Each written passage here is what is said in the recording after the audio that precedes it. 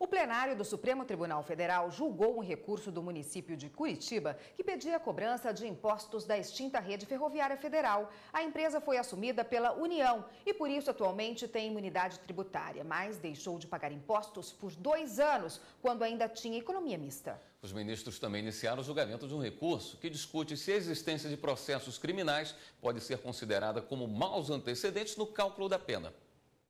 O recurso é do Ministério Público contra a decisão do Tribunal de Justiça de Santa Catarina, que reduziu as penas atribuídas ao réu pelo cometimento de delitos de trânsito. O tribunal alegou que na dosimetria da pena foram considerados como maus antecedentes a existência de processos criminais em andamento.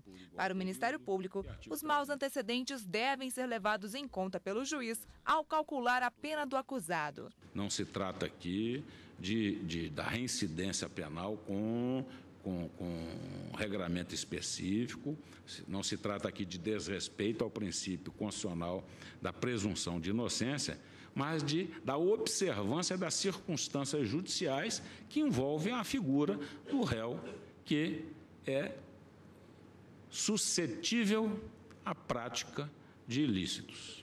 O relator, ministro Marco Aurélio, negou o recurso. Para ele, o cidadão não pode ser condenado antes de passar por julgamento, porque violaria o princípio da não culpabilidade.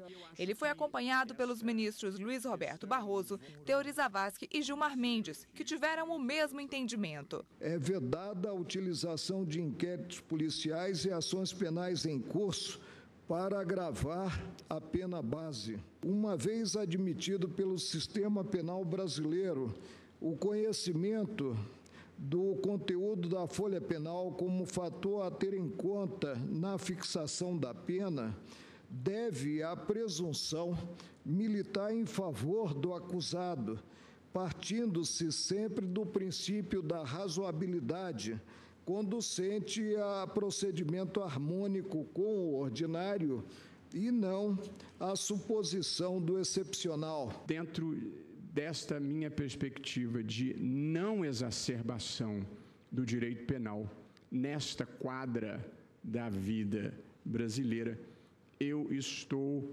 aderindo à posição do ministro Marco Aurélio. Já para o ministro Ricardo Lewandowski, o juiz deve levar em conta os antecedentes e vida social do acusado para dosar a pena. Ele abriu a divergência e foi acompanhado pelos ministros Rosa Weber, Luiz Fux e Carmen Lúcia. Nós todos, como julgadores criminais, nos deparamos muitas vezes com uma extensíssima ficha criminal de um determinado réu. Várias passagens pela polícia, dezenas de ações penais em andamento, muitas vezes relativos ao mesmo fato, objeto do processo em julgamento.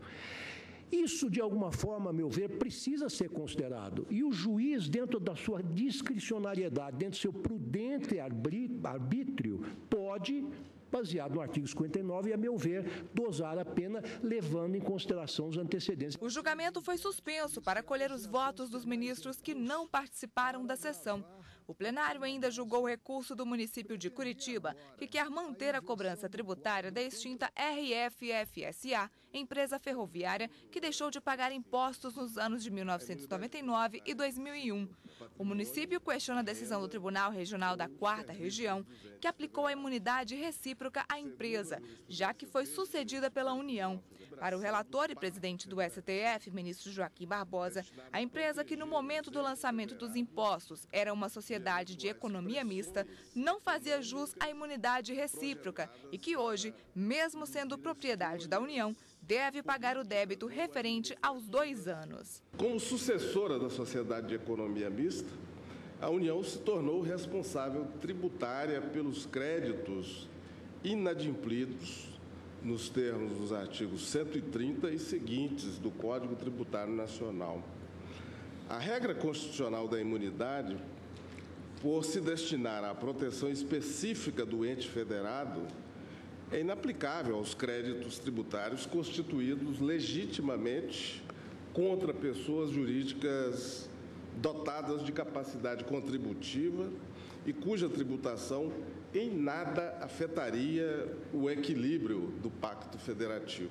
O ministro Joaquim Barbosa foi acompanhado pela maioria dos ministros. Eu, tal como Vossa Excelência, entendo que a sucessão nesse tipo de hipótese não tem o condão de desfazer os lançamentos, os créditos tributários devidamente constituídos. O plenário ainda começou o julgamento de recurso da Companhia de Saneamento Básico de São Paulo, a Sabesp, que questiona a decisão do Tribunal de Justiça do Estado, que negou imunidade tributária à empresa.